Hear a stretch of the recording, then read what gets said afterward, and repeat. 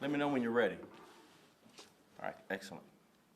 As we all know, last year, aggravated vehicular hijacking, and criminal trespass to vehicles spiked. In 2020, there were 1,417 incidents of vehicle hijackings. Chicago police arrested 1,127, that's 1,127 offenders for these crimes. Over the past 5 years, there have been 4,384 vehicular hijackings incidents. During that same 5-year period, Chicago police officers arrested 10,219 offenders for these crimes. This year, 2021, there have been 144 vehicle hijackings.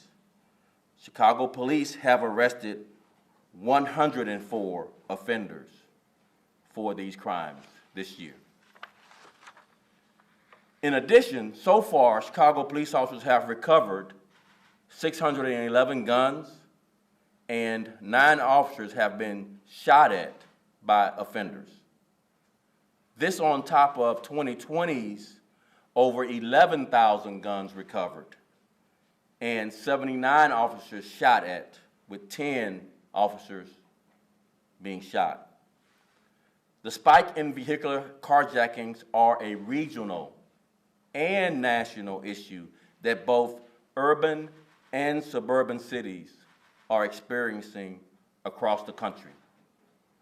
Motives include joyriding and to facilitate anonymity while committing other crimes, to include robbery and shootings. Our plan involves a comprehensive approach that includes, 1, an expanded vehicular hijacking task force, 2, collaboration with our cities across the region, 3, a focus on stronger prosecutions with the Cook County State's Attorney's Office, with judges, with our federal law enforcement partners, collaboration with agencies to provide youth interventions of known juvenile offenders of vehicular hijacking, and finally, a public engagement to include crime tips and awareness campaigns. One of the troubling aspects, as I mentioned earlier in our strategy, with the spike in vehicular hijackers includes the victimization, obviously, but also the number of juvenile offenders, with the youngest being 13 years old, with the largest group of these offenders being between 15 and 20. We all need to work with our community members as well as youth advocates to try and reach our young people to help them make better decisions. There is a better path for them if they would just be convinced to choose the right path. Law enforcement cannot do this part alone. We need everyone, teachers, mentors, coaches, parents, the faith community, and others to help us. One of my fears has been for the victims, obviously, of these vehicular hijackings, and the fact that our dedicated, brave, committed officers in their attempts to stop carjackings may be confronted with a young person with a gun that leads to unthinkable tragedy. I'll turn over the rest of the comments to Chief of Detectives Brendan Denahan, then I'll come back for questions. Brendan? Thanks, Superintendent. As the Superintendent stated, we're adding staffing to the Detective Division to assist with this problem. However, the entire department is aware of the issue, and everyone is working together to do their part to curb these carjackings, as the Superintendent mentioned. Our citywide carjacking task force has been in place since February, with CPD investigators and Cook County State's attorneys working together. The additional resources that we're adding in 2021 allows us to operate a carjacking-specific team in each Detective Division area. That said, our approach to the spike in carjackings is more than simply adding officers. We're working closely with our county and federal prosecutors to build the best possible cases for prosecution.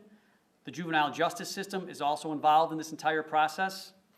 Our youth intervention officers are also keyed into this problem. They're tasked with reaching out to those living in neighborhoods where we see the greatest concentration of carjackings. We need to work directly with the young people to provide opportunities and dissuade them from contributing to this problem.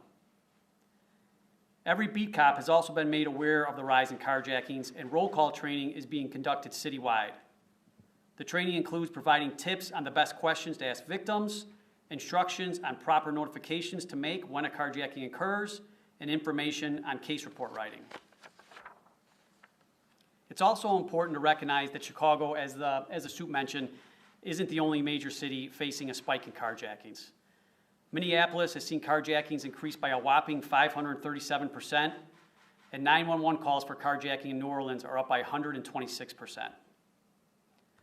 All these cities are facing the same issues. We're facing a COVID-19 pandemic, an extended period of civil unrest, along with the schools and court systems not being fully operational and functional at this time. The team approach the superintendent had laid out here today is meant to work to reduce the number of carjackings citywide. This is about creating a system of accountability, compassion, and outreach across the city to solve this problem. As the Soup mentioned, I'm just going to briefly go over a couple examples before we take questions, and we're going to bring up a member from the community. What the Soup was mentioning are young offenders. And just as recently as the 15th of January, we had a 12-year-old commit an aggravated vehicular hijacking. A woman was parking her car in the garage. When this individual came in, the woman actually got out to get something from her house. When she came back, the 12-year-old was getting in her car with a gun. She stood in front of the car to say, "Get out of the car." The 12-year-old pointed a gun at her and said, "Move or I'll shoot you." Obviously, the victim moved, and the 12-year-old took off with the vehicle, eventually crashing. There was a foot chase where police were eventually able to apprehend him. The point is that we're having 12-year-olds commit these acts now, and we got to do something together as a city to kind of stop these actions. We also had a 15-year-old commit a carjacking on the 17th of January where they used a Lyft driver, and when the Lyft driver brought them back to the specific residence, they picked up the Lyft driver, literally pulled him out of the car and dumped the female lady on the street. She was 62 years old. One of the offenders dropped their cell phones at the scene. While the officer was literally in the police car talking to the victim, the offender came back to grab his cell phone out of the officer's car, 15 years of age. Obviously, with the offender coming back, the officer was able to effect the arrest, and the victim was able to identify the offender. But once again, I think this kind of shows the brazenness of some of these carjackers and what we're up against, the police are up against with the city. And I know everybody remembers back in July of 2020 when the 25th District Officer Clordy was shot in the face. And that incident, if we recall, it was a stolen car that he was recovering, that the beat officers were recovering, and that car was a car that was taken in a carjacking, but the offender was so brazen just to walk past the police to get into the car to take it. So these are some of the things that the police are dealing with, but as the superintendent mentioned, we're working on a complete team approach with all city agencies to address this issue. Before we take questions, I want to bring up Sam Binion from CHAMPS. It's a male mentoring program. Sam? Pardon? Oh, I'm sorry, I apologize. I just want to acknowledge Sam Binion. He works a program, it's called CHAMPS. It's a male mentoring program, and I want to acknowledge Sam. He's one of the groups that we work with to assist to change the juveniles' behaviors. So, Sam, thanks for all the work that you do. Now we'll take some questions.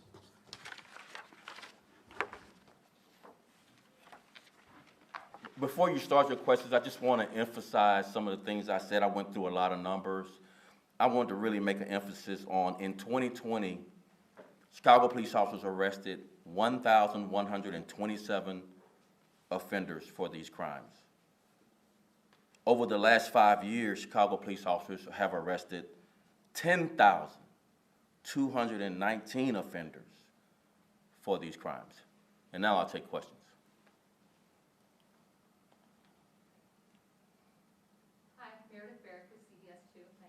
Good to meet you, Mayor. You said 104 arrests so far this year. So far this year, 144 vehicular hijacking crimes with 104 arrests so far this year. That's 4 vehicular hijackings? So again, when I started, aggravated vehicular hijackings is one category. Correct. Vehicular hijackings is another category. And the third category is criminal trespass to vehicle. Okay. Those three categories all combined are all part of this issue that spiked last year and part of the 144 number and also part of the 104 arrests. So there's people who are drivers, then there's people who are passengers, but they're running crews, and these are the three charges that we use to hold them accountable. Okay. Let's talk about those crews. I mean, we saw the guys in front of Willis Tower yesterday, gone in less than 20 seconds with that man's car. Then, we understand they committed armed robberies. What are your thoughts on these crews and how, they're, not only doing these carjackings, but now, terrorizing local businesses with these armed robberies? I mean, this is becoming a very scary situation for a lot of people in a lot of different walks of life. So my thoughts are expressed in my comments. I can go over them again, but I'm going to just ask you to be more specific with your question. Okay. What you have a specific question? My thoughts, I just expressed that, and so did the It chief. seems so we have, these groups of young people that we understand Right. are committing these crimes. We have these crews. What knowledge, I guess, does the department have about these groups? Is it groups of 2? Is it groups of 3? How large are these groups? And, is this a concern that there are these large groups, I guess, committing all these separate crimes across the city? So again, as I mentioned, Chicago police officers have arrested in 2020 over 1,100 offenders. And these offenders range from very young ages to about 20 as the largest youth there. They run in various numbers, in 4s and 2s. They usually are in a car, and they usually are canvassing and watching their victims. And one of the tips that we try to give victims is to be aware of your surroundings. Try as much as possible when you are going from a store, from your car, and back to your car, to look around to see if you see any suspicious activity. And if you see something suspicious, just hold where you got, call 911, and say, this was a suspicious car behind my car, instead of walking up and having an armed confrontation. A couple of things. Again, we talked about our plan. It's less about how we feel or how we're concerned about what's happening. It's about our plan in collaboration with the region. Not only are these suspects in Chicago, they are in the suburbs and committing crimes going back to the suburbs. They're in Chicago and going to the suburbs, coming back to Chicago. So it will take a regional collaborative approach, along with prosecution, as I mentioned in my comments, that we really have to hold these people accountable and be more strategic about the bonds that are set, be more strategic about the consequences. Of course, this COVID environment, there's delayed trials, obviously, and there are obviously decreased capacity because of COVID in our jails. But we want to, as much as we can, focus on these crimes, given all the things you just described and what we've been talking about, to make sure there are serious, significant consequences for the offenders. Okay, and going off of that, you might not have this number off the top of your head, but I know a lot of victims we've spoken to have said, the officers have told them these are repeat offenders. These aren't people doing their first carjacking by any means. Do you know how many people out of the 104 you've arrested so far are repeat offenders? There are significant numbers of repeat offenders with long histories of not only vehicular hijacking crimes, but also of other crimes in their background, illegal gun possession, as well as robbery and other crimes. So these are people who are familiar with the system. Much of what happens with adults utilizing juveniles who have lesser consequences because of the juvenile justice system wanting to give them a second, third, and fourth chance. But we want to focus on that behavior and hold people accountable so that we can reduce the incidents. We have to send a strong message to these offenders, whether they are adult or juvenile, that there are serious consequences. Now, as I mentioned, this idea of our officers come running a 13, 12-year-old with a gun and the most unthinkable tragedy happens is one of our concerns. But our primary concern, I want to make this clear, is for the victims. And so these consequences, whether you're young or old, have to be significant in order to discourage this behavior. Now, speaking of, that and, making sure people are aware of their surroundings and, don't want to use the word confrontation, but there has been talk of, people asking folks in the community to be on the lookout and be a bit of a guardian angel. What are your thoughts on that? I mean, are you concerned that people might try to take things into their own hands now and it might become an even more dangerous of a situation? But before we get there, let me just offer a few other just basic tips that's helpful. Don't leave your car running. In the winter, we want to warm up our cars and we leave our car running. That's been part of what's happened here. As well as leaving the keys in your car unattended. You just forget your keys because you're rushing to pick up something and come right back to the car and the keys are in the car.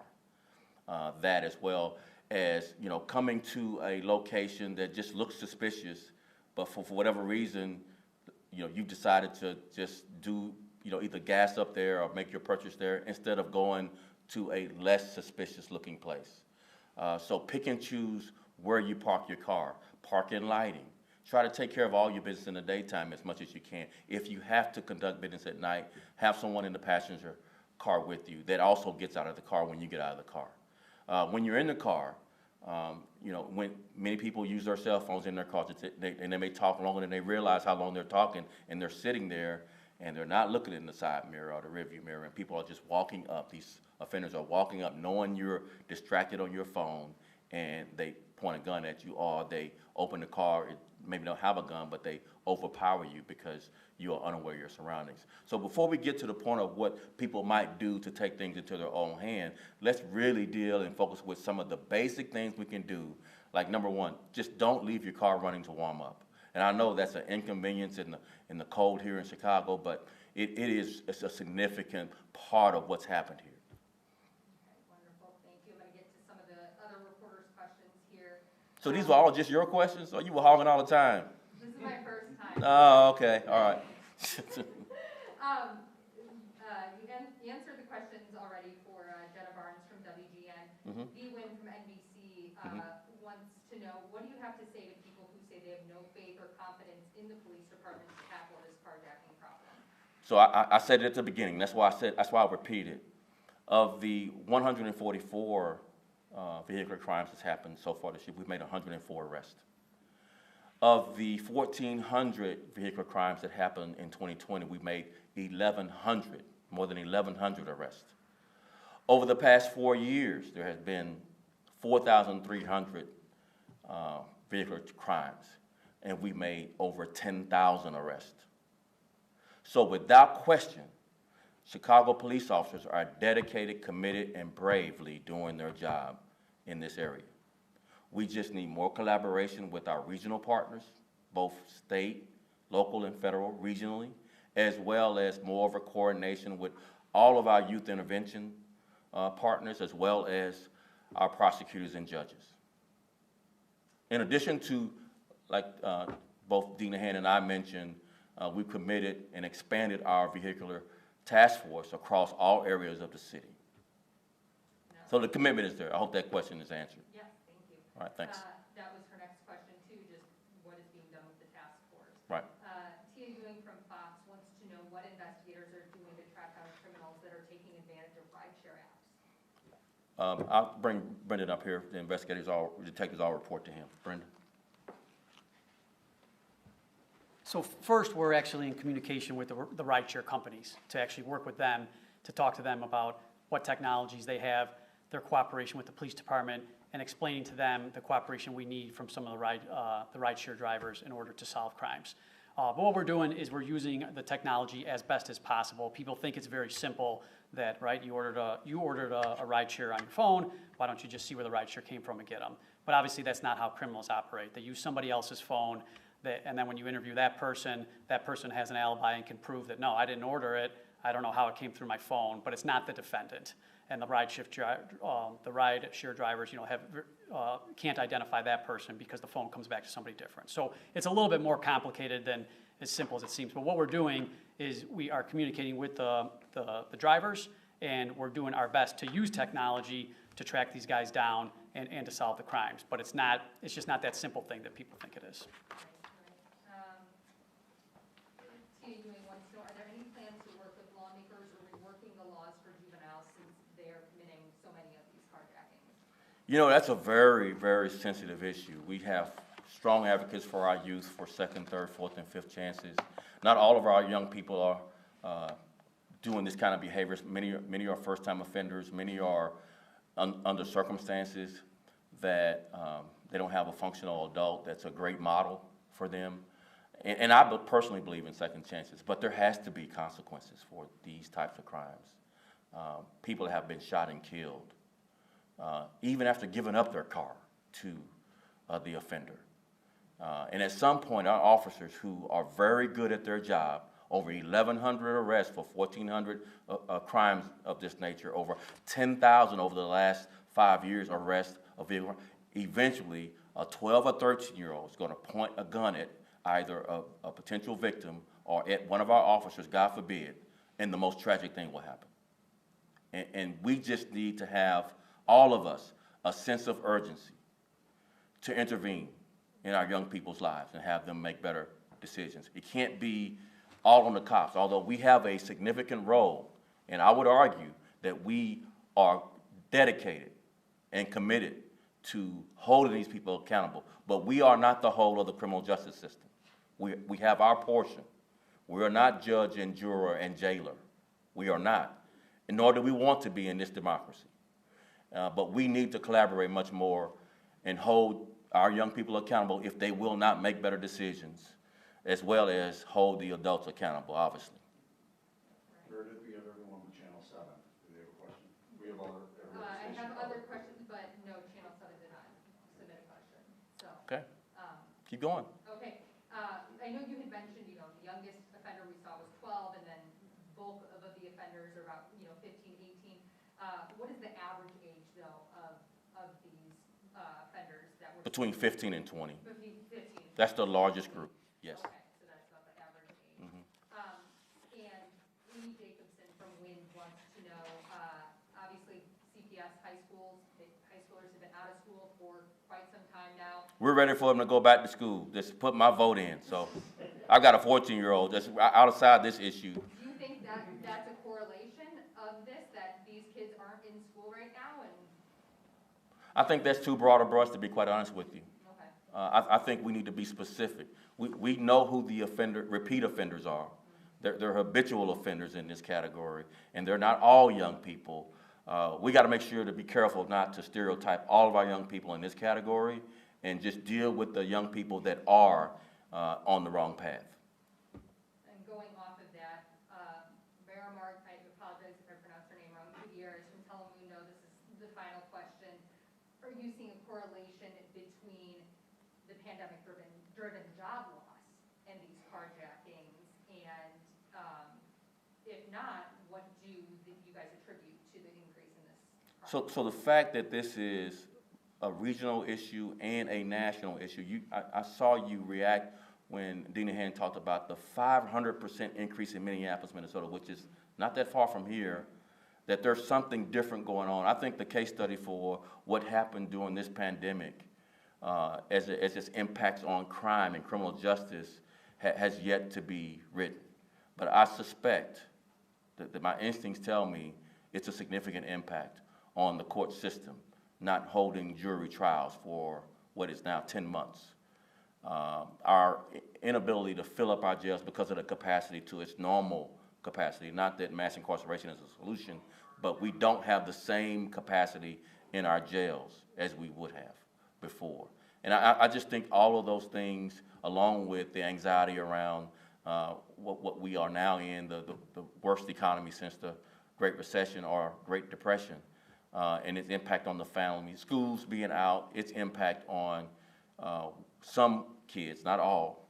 And I think that's yet to be written on the full impact of the pandemic. But what I will say, 4 police officers on this department have passed away because of COVID-19. And yet, we still are doing our job under the most difficult circumstances as it relates to being in a pandemic, being in the midst of the reckoning around social injustice. Chicago police officers are still making this city proud in the work that it's doing. And I want to thank them publicly. Thank you very much. Appreciate it. Take care. Thank you.